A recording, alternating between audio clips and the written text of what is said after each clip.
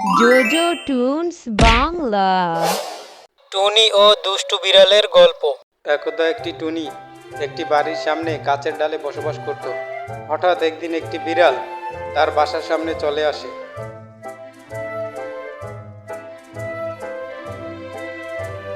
কি হে বেড়াল ভাই, তুমি এখানে কি করে এলে? তোমাকে না কিছুদিন আগে গ্রামের লোকজন তাড়িয়ে দিল। হ্যাঁ দিয়েছিল, সেটা তো তোর জন্য হয়েছিল। তোর কারণেই তো গ্রামের লোকজন আমাকে তাড়িয়ে দিয়েছিল। এখন আমি প্রতিশোধ নিতে এসেছি। দেখো বেড়াল ভাই, শুধু শুধু ঝামেলা করো না। তখন কিন্তু আমার কোনো দোষ ছিল না।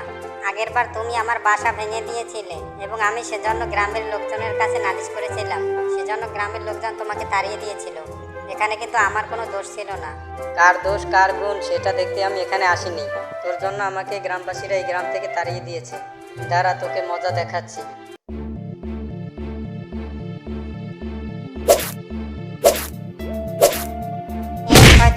এই শয়তান আমার বাসা ভাঙিস না। আমার ডিম ভেঙে দিলি। হ্যাঁ এই নে, তোর ডিম ভেঙে দিলাম। তোর ডিমটা তো ভেঙেই গেল, এবার বরং তোকেই খাই। তোকে খেতে খুবই মজা হবে। ওই দাঁড়া, পালাচ্ছিস কোথায়?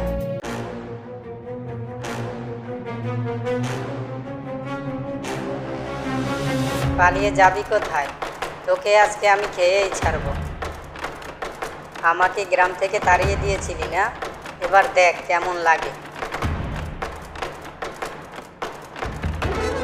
উফ, এবারের মতো বেঁচে গেলি।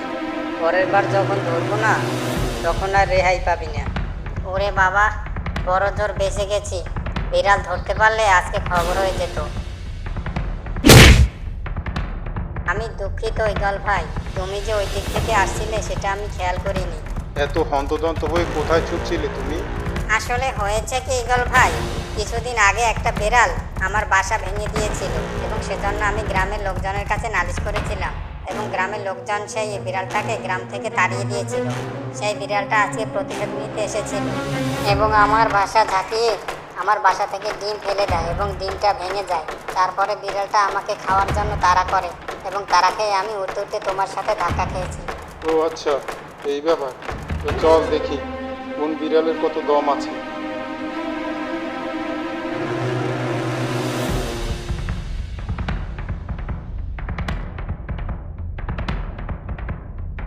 এই যে ইগল ভাই, বিড়ালটির বাসা এখানে। বিড়ালটি এখন এখানে থাকে।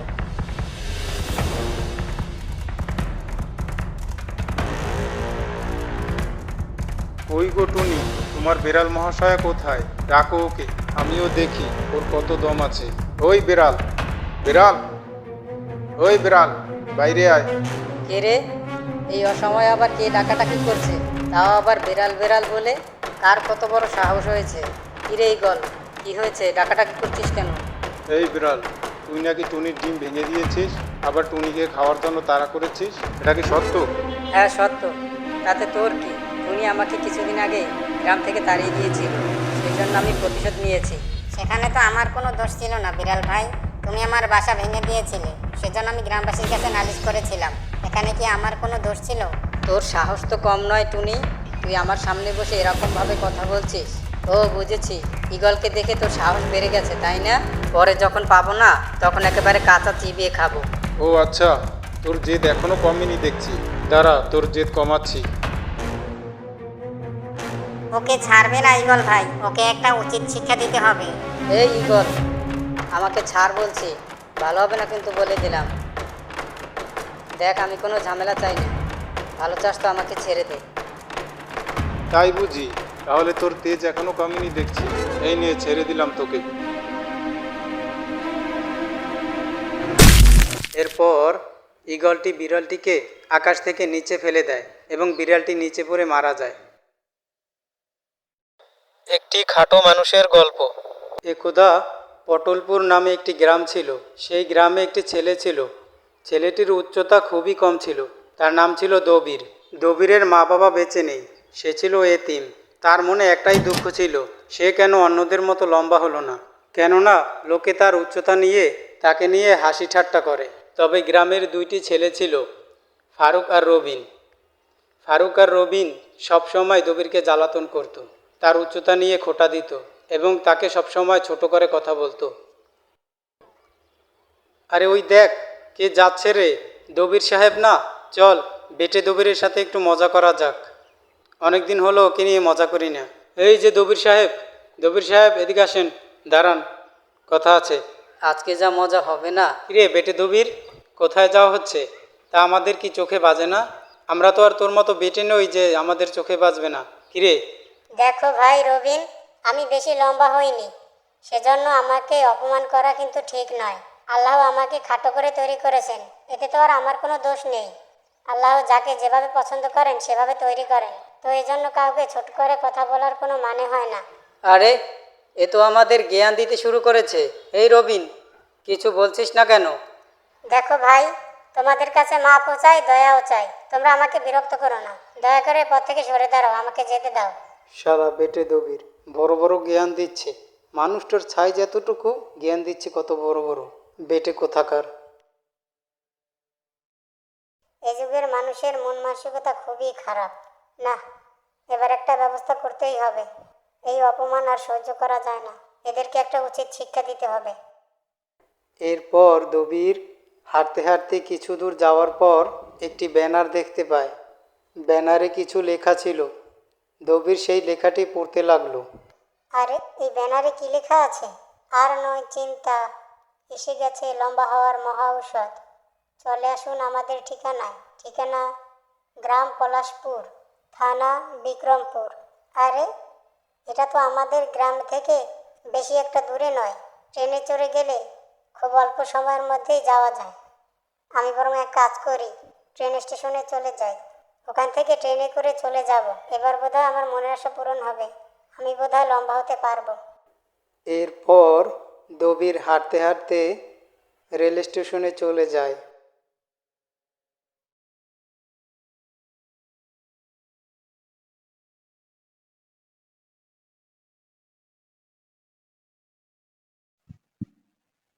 স্যার, পলাশপুর যাওয়ার কোনো টিকিট আছে কি? কেন থাকবে না? অবশ্যই আছে। কয়টা লাগবে বলুন। কয়টা নয়, একটা লাগবে। আমি একাই যাব। আচ্ছা ঠিক আছে, দিচ্ছি। এরপর দবির রওনা দিল স্টেশনের দিকে।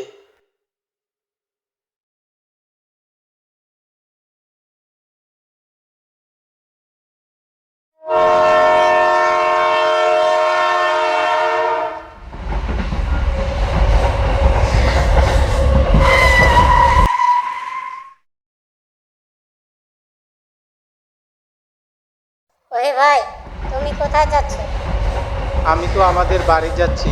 আপনি কোথায় যাচ্ছেন? আমি পলাশপুরে যাচ্ছি। ও, তাই বুঝি। আমার বাড়িও তো পলাশপুরে, আমিও তো পলাশপুরেই যাচ্ছি। চলুন আমরা একসাথেই যাই, দুজন একসাথে গল্প করতে করতে চলে যাব। এই যে পলাশপুর চলে এসেছে, চলুন ট্রেন থেকে নামি এখন। হ্যাঁ ভাই, চলো।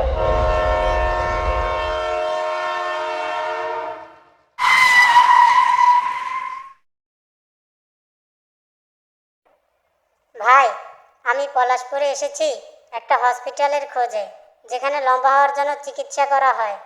তুমি কি আমাকে সেই জায়গাটা চিনিয়ে দিতে পারবে? কেন পারবো না ভাই, অবশ্যই পারবো। সেই হাসপাতালটা সামনেই আছে, চলেন দেখিয়ে দিচ্ছি।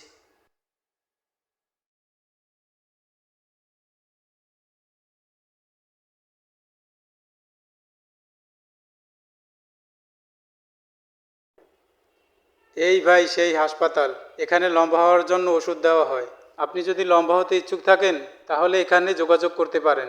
লম্বা হওয়ার জন্য সবচাইতে সেরা চিকিৎসা কেন্দ্র এইটা। তোমাকে অনেক ধন্যবাদ ভাই, তুমি না থাকলে হয়তো এই হসপিটালটা আমি আজকে খুঁজেই পেতাম না। ধন্যবাদ দিয়ে আমাকে ছোট করবেন না ভাই, এটা তো আমার কর্তব্য ছিল। আচ্ছা ভাই, আমি এখন বাড়ি যাই, ঠিক আছে? আবার দেখা হবে। আচ্ছা ঠিক আছে, তোমাকে অনেক অনেক ধন্যবাদ ভাই, আমাকে সাহায্য করার জন্য।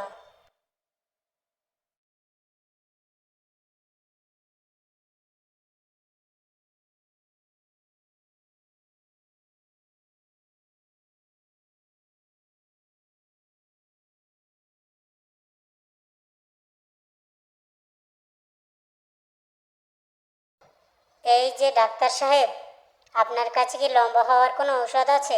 কেন থাকবে না? অবশ্যই আছে। আমরা তো লম্বা হওয়ার জন্যই ঔষধ দেই। তাহলে আমাকেও দিন না ডাক্তার সাহেব, আমারও লম্বা হওয়ার খুব দরকার। সে দিতে পারি, তবে লম্বা হওয়ার ওষুধ খাওয়ার কিছু নিয়মকানুন আছে, সেগুলো মেনে চলতে হবে।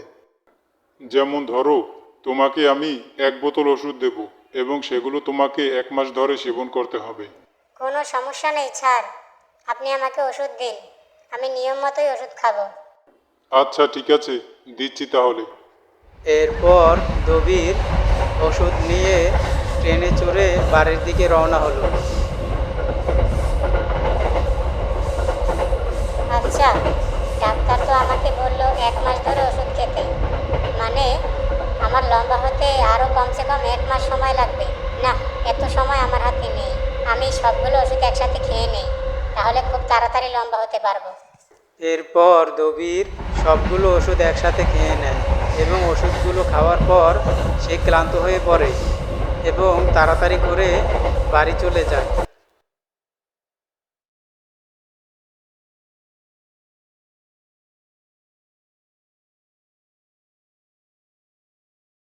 শরীরটা কেমন খারাপ খারাপ লাগছে, অনেক বেশি ক্লান্ত হয়ে পড়েছি, এখন একটু বিশ্রাম নেওয়া দরকার।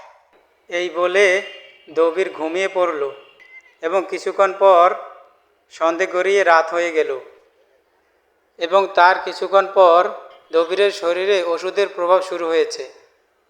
দবির সাইজে অনেক বড় হয়ে গেছে।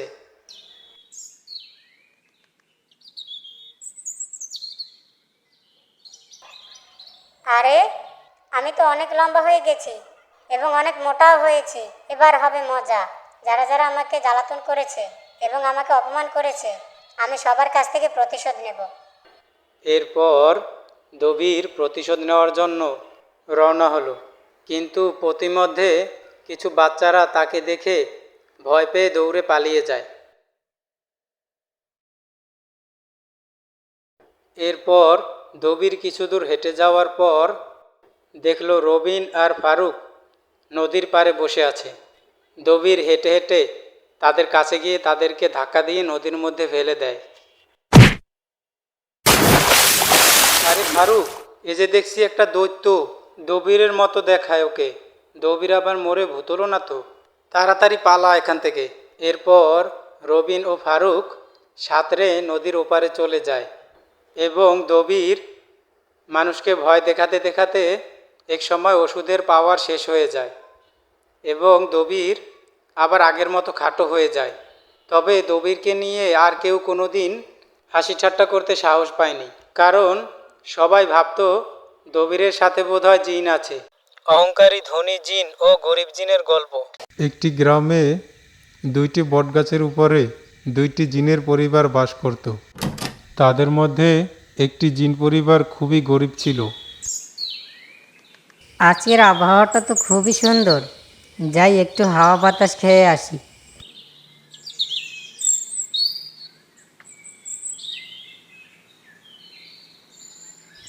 আরে, পাশের বাড়ির সোহেল ভাই কি করছে একটু দেখে আসি তো। এই যে সোহেল ভাই, তুমি কি করছো ভাইয়া? এটা কানের কাছে কি রেখেছো আর একা একা কি বক বক করছো? কি রে, তোর সমস্যা কি ছোকরা? তুই এখানে এসে আমাকে জ্বালাতন করছিস কেন? দেবো নাকি কানের নিচে 2টা? যদি ভালো চাস তাহলে আমাকে জ্বালাতন করিস না, এখান থেকে চলে যা, ছোট লোক কোথাকার। তুমি রেগে যাচ্ছ কেন ভাই? আমি তো তোমাকে খারাপ কোনো কথা বলি নাই। আমি তো শুধু জিজ্ঞেস করেছি যে তুমি কানের কাছে ওটা কি নিয়ে একা একা কথা বলছো। আমি একা একা কথা বলিনি, ছোট লোক কোথাকার। এটাকে বলে মোবাইল। এটা দিয়ে দূরে মানুষের সাথে কথা বলা যায়। ছেড়ে দে, ওসব তুই বুঝবি না। তুই তো আর এসব কোনো দিন চোখে দেখিসনি, তোর বাবা তো এসব তোকে কোনো দিন দেখায়নি, এসব তুই বুঝবিও না। ভাই, তুমি এরকমভাবে অপমান করে কেন কথা বলছো? তোমাদের কারিকারি টাকা আছে বলে কি তোমরা যাচ্ছে তাই ব্যবহার করবে? দেখো ভাই, তুমিও একটা জিন আর আমিও একটা জিন, তাই অনুরোধ করে বলছি সবার সাথে ভালো ব্যবহার করে কথা বলো। আল্লাহ কিন্তু সবই দেখছেন। তুমি যদি কারো উপরে জুলুম করো, তিনি কিন্তু তার শাস্তি অবশ্যই তোমাকে দিবেন। যত বড় মুখ নয় তত বড় কথা। এখন তোর থেকে আমাকে ব্যবহার শিখতে হবে। খুব তো বড় বড় জ্ঞান দিচ্ছিস, খুব সাহস বেড়েছে তাই না? এখান থেকে চলে যা, না হলে কিন্তু খবর আছে।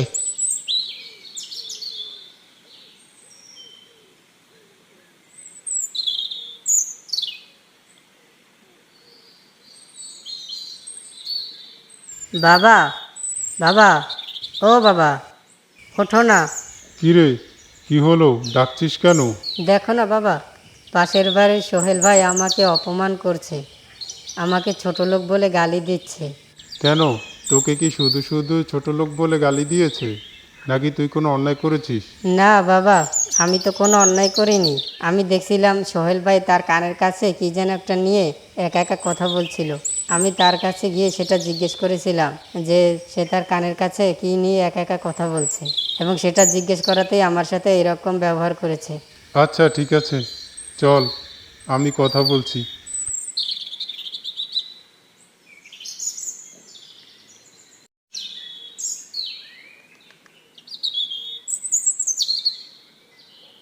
এই যে বাবা সোহেল, তুমি আমার ছেলের সাথে দুর্ব্যবহার করেছো কেন? তাকে নাকি তুমি ছোট লোক বলে গালি দিয়েছো?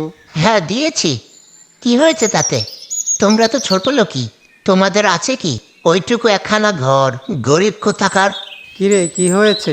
আরে দেখ না ভাই সোহান, আমি ওর ছেলেকে ছোট লোক বলে গালি দিয়েছিলাম, সেটা আবার ও জিজ্ঞাসা করতে এসেছে যে আমি ওর ছেলেকে ছোট লোক বলে কেন গালি দিয়েছি। কি বলছিস? তাহলে তো ওদের সাহস খুব বেড়ে গেছে। এই, তোদেরকে এত সাহস কে দিয়েছে? তোরা তো ছোট লোকই, ছোট লোকদেরকে ছোট লোক বলবে না তাহলে কি বলবে?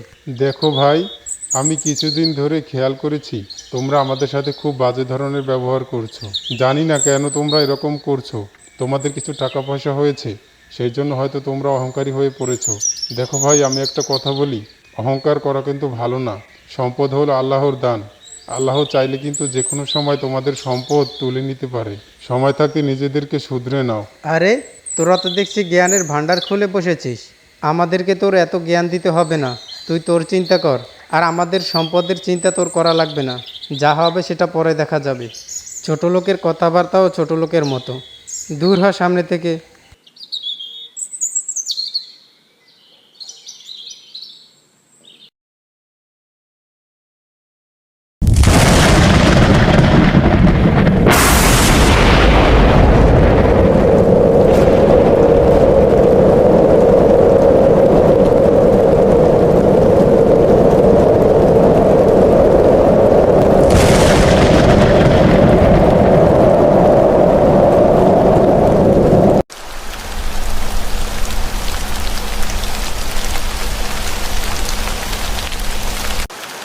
তরিকুল ভাই, এই যে তরিকুল ভাই, তরিকুল ভাই বাসায় আছেন নাকি?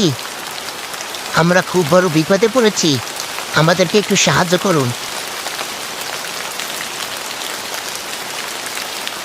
কি হে ভাই সোহেল, ডাকাডাকি করছো কেন? কি হয়েছে? তরিকুল ভাই, আমরা না খুব বিপদে পড়েছি। আমাদের বাড়ি বন্যায় ভেঙে পড়ে গেছে, আপনি আমাদের একটু আশ্রয় দিবেন? কেন দিব না ভাই, তোমরা জলদি করে আমার ঘরের ভিতরে চলে আসো।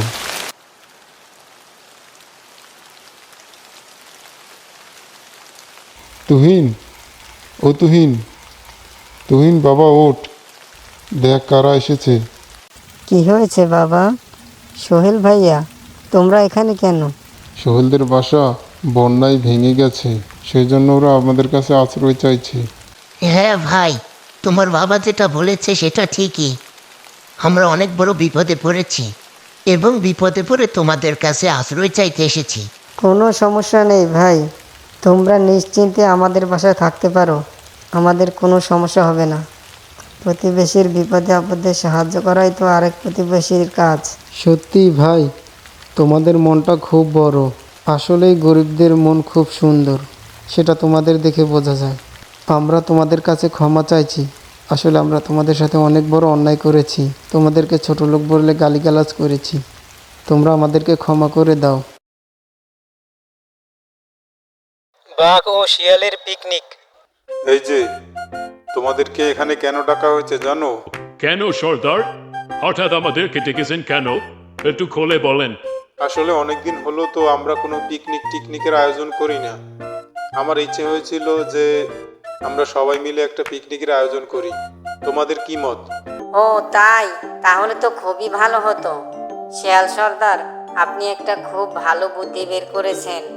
আমরা আপনার সাথে একমত, আমরাও পিকনিকের আয়োজন করতে চাই।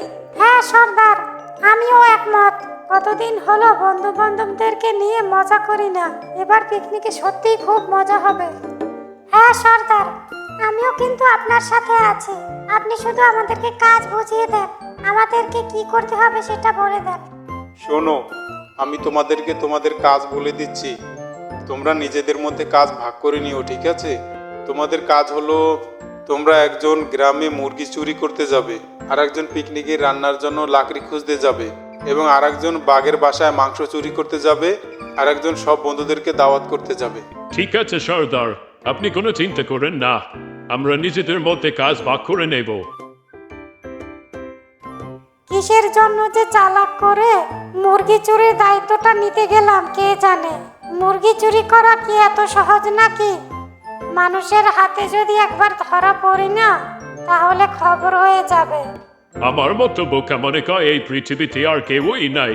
শুধু শুধু নিজের ঘাড়ে বাঘের মাংস চুরি করার দায়িত্বটা তুলে নিলাম।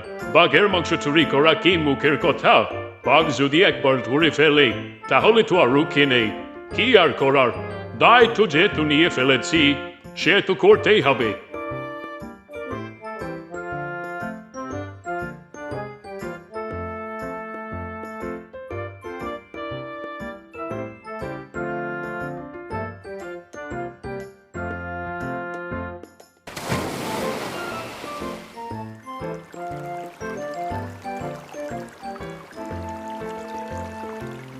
নদী সাঁতরে তো এপারে চলে আসলাম, কিন্তু গ্রাম তো এখনো অনেক দূরে।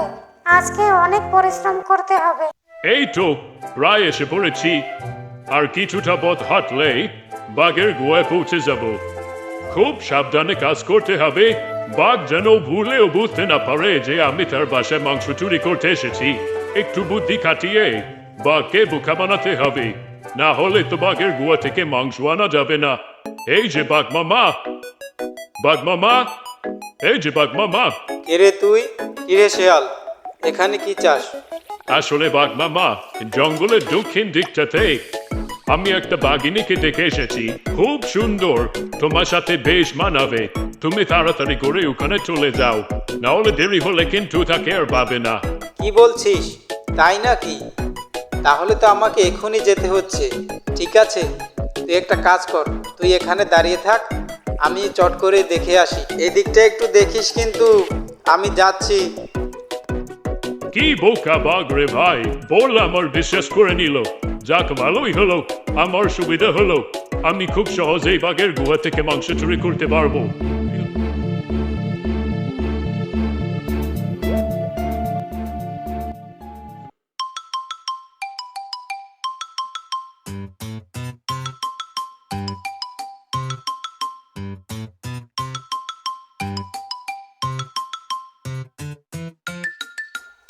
যাক, শেষমেশ গ্রামে এসে পৌঁছেই গেলাম।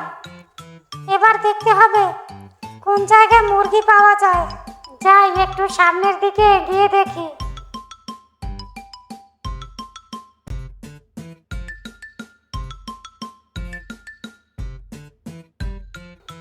আরে, এই যে একটা বাড়ির সামনে মুরগির খোপ আছে, এখানে অবশ্যই মুরগি আছে।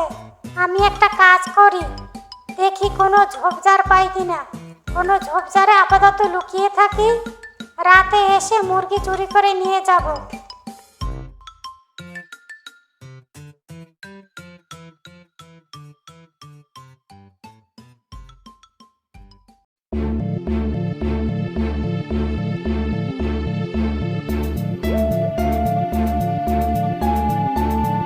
আরে, আমার আর এক টুকরো মাংস কোথায় গেল?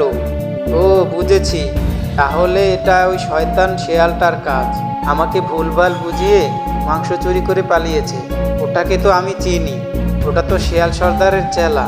আমি বরং একটা কাজ করি, আমি শেয়াল সর্দারের কাছে গিয়ে নালিশ করি। শেয়াল সর্দারই ওর একটা ঠিক বিচার করবে।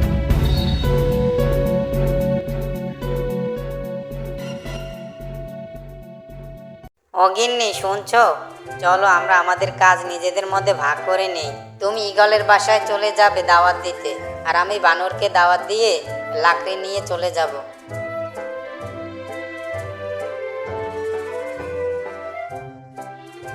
কি হে শেয়াল ভাই, এতদিন পরে কি মনে করে এলে? আসলে হয়েছে কি বানর ভাই, আমাদের শিয়াল সর্দার একটা পিকনিকের আয়োজন করেছে, তো সেই জন্য আমি তোমার কাছে এসেছি তোমাকে দাওয়াত দিতে। তুমি আমাদের পিকনিকে আসবে কিন্তু। আচ্ছা ঠিক আছে শিয়াল ভাই, আমি তোমাদের পিকনিকে যথাসময়ে চলে আসব।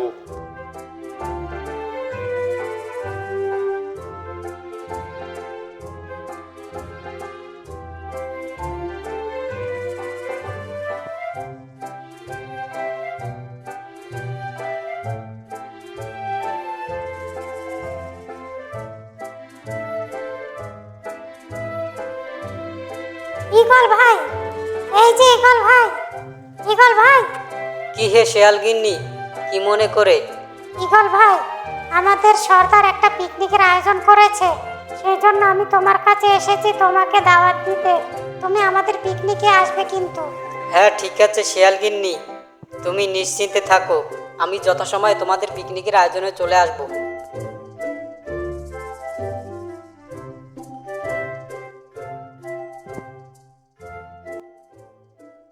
আচ্ছা, সবাই তো চলে আসলো। মিচকে যে গ্রামে মুরগি চুরি করতে গেল, ও এখনো আসলো না কেন? ওর আবার কোনো বিপদ আপদ হলো না তো? আপনি কোনো চিন্তা করবেন না শিয়াল সর্দার, মিচকে ঠিক সময় মতো চলে আসবে। ও খুব বুদ্ধিমান, ও ঠিক মুরগি নিয়েই চলে আসবে।